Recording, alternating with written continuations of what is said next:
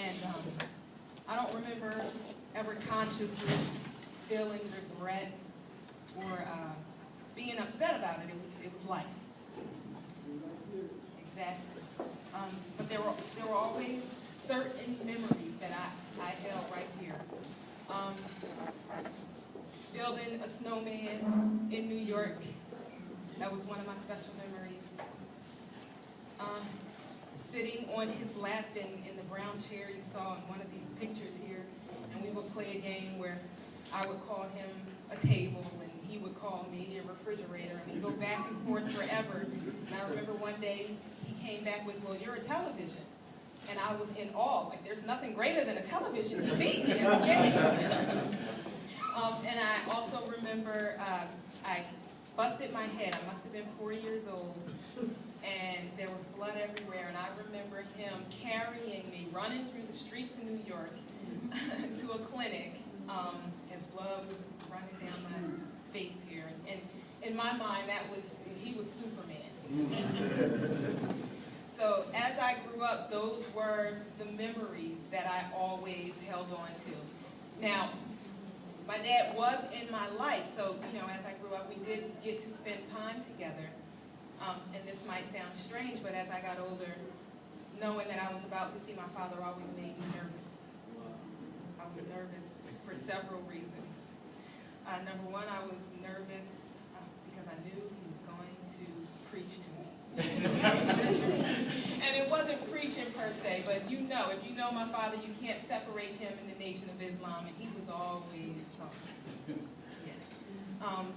I was also nervous because he called me Queen Nissa, and he was proud of me. He was always so very proud.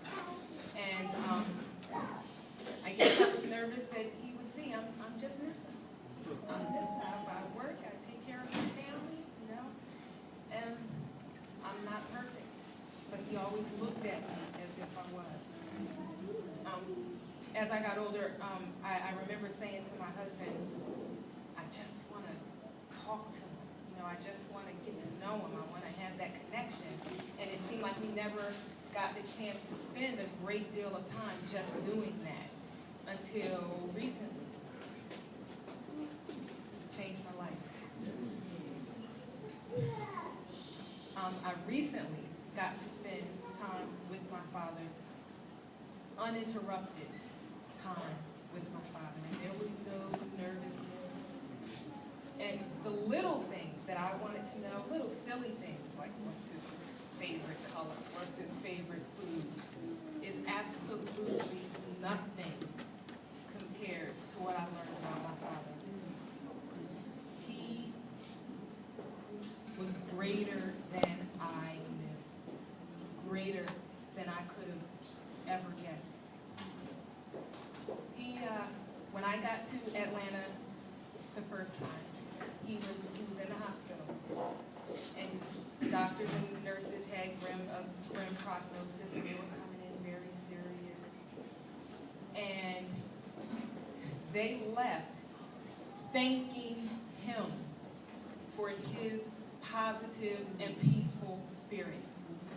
They left thanking him. There was one nurse who never wanted to leave the room. She said, "There's just a spirit of peace here in this room." And that's how he was throughout his life. I don't care what was going on, he was always very peaceful.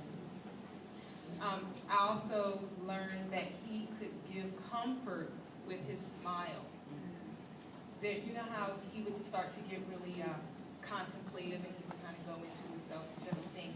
And if you don't know him, it looks like maybe something's wrong, or he's down. So a few times I would ask him, "Are you okay?" And he would just smile and say, "Yes, yes." And that smile brought so much comfort to me. He had so many visitors.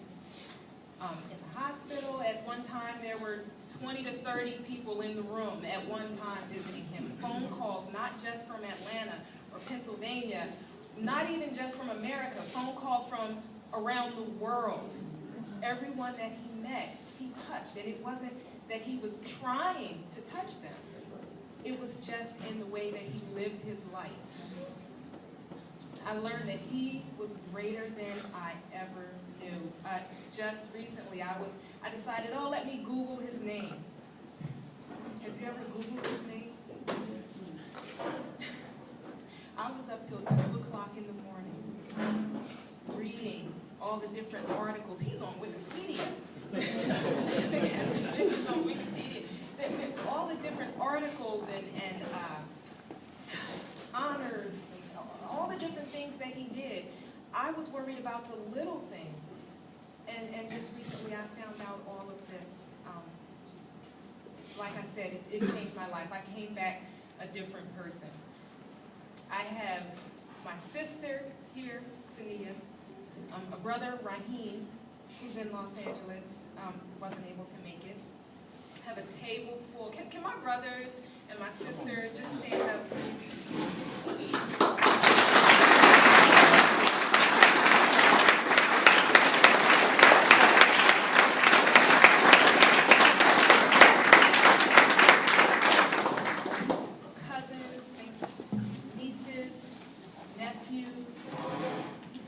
Friends, you ask, what do we do with this information? What do we do now with the life that he lived?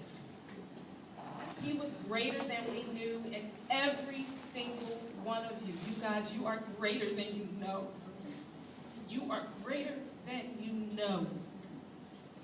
My father always said, hold your head up. Don't let anyone see you with your head down. He said, walk with a purpose. That also means live with a purpose. What is your purpose? Find your purpose and walk in it. You're greater than you know. We are greater than we know. Each of you have the ability to comfort people with your smile and your presence. Each of you have the ability to change the atmosphere of the room simply by walking into it. That's right. That's right. So what we do with the life that he led, we don't mourn him. It's not over. It's not over.